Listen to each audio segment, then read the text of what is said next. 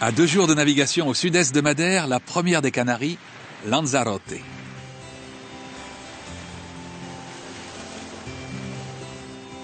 Aujourd'hui destination touristique très populaire, en particulier chez les Britanniques, Lanzarote est né de la fureur des volcans. Composée de plus de 100 cônes ou vestiges de cratères érodés, l'île connut en 1730 la plus grande éruption volcanique jamais enregistrée. L'éruption dura plus de 6 ans, laissant une immense mer de lave. Aujourd'hui, le sol est encore si brûlant que des broussailles présentées à l'entrée d'une crevasse prennent feu spontanément. Et que le restaurant du parc de Timanfaya fait cuire ses poulets à la chaleur de la terre. L'excursion la plus amusante à faire à Lanzarote se fait à dos de chameau dans les parages du volcan de Timanfaya. Les chameaux et leurs caravaniers viennent du Maroc. Lanzarote n'est pas bien éloigné du continent africain.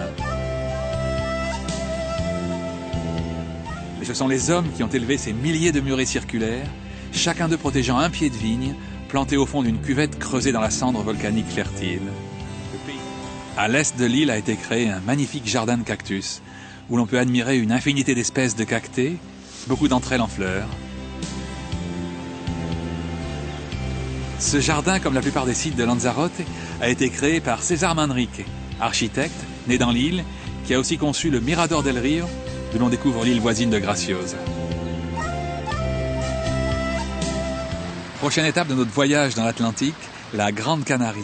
Dans le port de Las Palmas, font escale des voiliers qui s'apprêtent à traverser l'océan. La culture essentielle de la Grande Canarie, ce sont les bananes, et les bananeries couvrent d'immenses surfaces. Vous saviez que les bananes poussent sur des régimes, mais saviez-vous que chaque main de banane prend naissance sous un pétale d'une fleur géante ?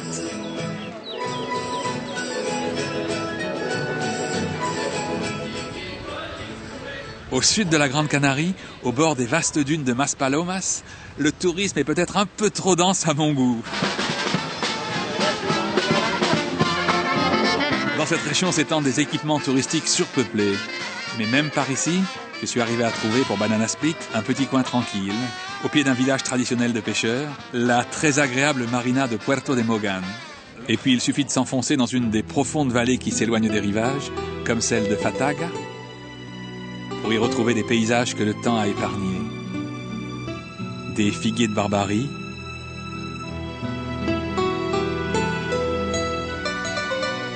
et des pins qui cernent des lacs d'eau calme où se reflète le ciel.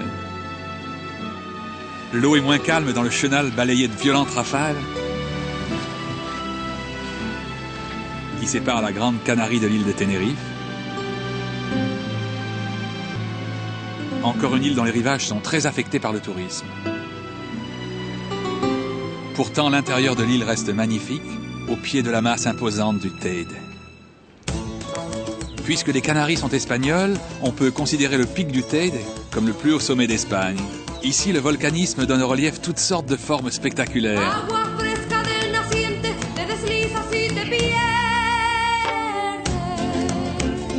Et les maisons du village de la Orotava ont d'admirables balcons de bois sculptés, aussi caractéristiques que les balcons clos de l'île voisine de La Palma.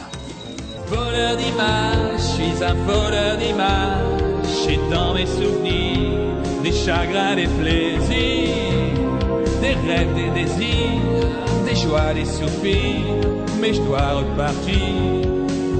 C'est une question de cadrage.